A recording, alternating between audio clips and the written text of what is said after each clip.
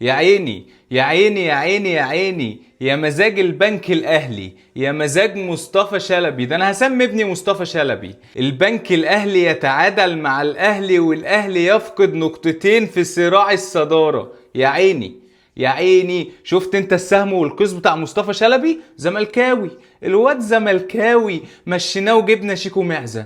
يا حسرة، اقسم بالله يا حسره. شفت وصلت بينا المرحله لايه؟ ان احنا نقول لك مشينا مصطفى شلبي وجبنا شيكو معزه. انت متخيل يا مؤمن؟ البنك الاهلي فرقه مرعبه. البنك الاهلي عامل عقده للاهلي. البنك الاهلي دايما يا يتعادل مع الاهلي يا يكسب الاهلي. ضيع عليه دوري قبل كده. البنك الاهلي اصبح عقده للاهلي فعليا. الشناوي من غير دراعات، الشناوي ما عندوش ايد. بس برضه مش هجيب اللوم على الشناوي. لو هتيجي تتفرج على هدف مصطفى شلبي، تعال بص كده على بن شرقي وبص على احمد عيد. بص على بن شرقي في الصوره وبص على احمد عيد، بص بيعملوا ايه. بص بيعملوا ايه. الهدف ده شارك فيه 4 وكلهم زملكاويه، كلهم كانوا بيلعبوا في الزمالك. احمد مدبولي الحريف، مصطفى شلبي الزملكاوي الرايق، مصطفى شلبي الرايق، واحمد عيد واشرف بن شرقي. ال4 ساهموا في الهدف. شوف الهدف كده، بن شرقي اتسمر، بن شرقي اتسمر مكانه، تحس ان بيقول لشلبي روح حطها جون. واحمد عيد بسم الله ما شاء الله نزل الملعب تايه.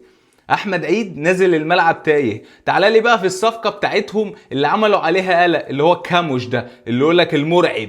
كاموش بيعمل ايه؟ ده جات له فرصه اي عيل ناشئ يحطها جون ضيعها. اي عيل ناشئ يحطها جون والمصحف ضيعها. لا، البنك الاهلي مسلطنا على طول. البنك الاهلي دايما عامل عقده للاهلي. انا هسمي ابني مصطفى شلبي، خلاص ما فيهاش. شفت انت اول ما جاب الهدف سهم وكوس على طول. يا رايق يا لذيذ يا رايق. انا بحب مصطفى شلبي قوي يا جدعان، والله بحب مصطفى شلبي قوي.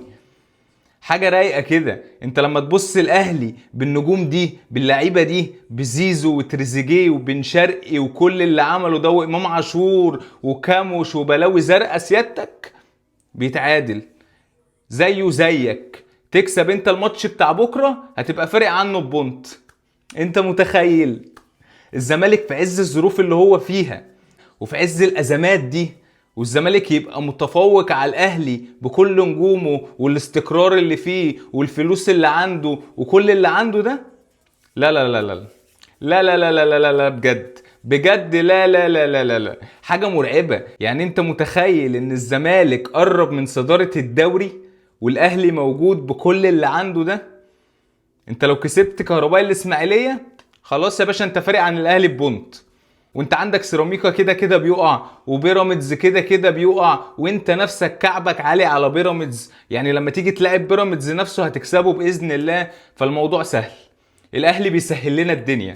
تسلم يا غريمي على الهدية. الاهلي بيسهل لنا الدنيا، وتسلم يا غريمي على الهدية. حاجة تانية بقى، بعيدا عن المباراة وبعيدا عن الدوري، ابراهيم عادل رسميا اهلاوي بعد كاس العالم. ما فيهاش. ابراهيم عادل راح الدنمارك بعد الجزيرة الاماراتي، وما كانش في مستواه وما كانش موجود ولا سجل ولا صنع ولا عمل اي حاجة، ولا عمل اي حاجة في الجزيرة. راح الدنمارك. راح فين في الدنمارك؟ راح الفريق اللي بيملكه عيلة منصور، ده هو ياسين منصور. وطبعا عارفين مين ياسين منصور. فطبعا الدنيا هتلف. ال6 شهور اللي هيروحهم هيشتروه. هو راح اعارة بنية البيع 6 شهور ولا 4 شهور تقريبا، وهيشتروه. يشتروه يا باشا، يشتروه يا باشا، وبعد كده يروح جاي ايه؟ رايح الاهلي. ابراهيم عادل من دلوقتي بقولها لك، من دلوقتي خبر حصري من دلوقتي، ابراهيم عادل في الاهلي بعد كاس العالم. موضوع منتهي، الموضوع ما فيهوش نقاش. ابراهيم عادل في الاهلي.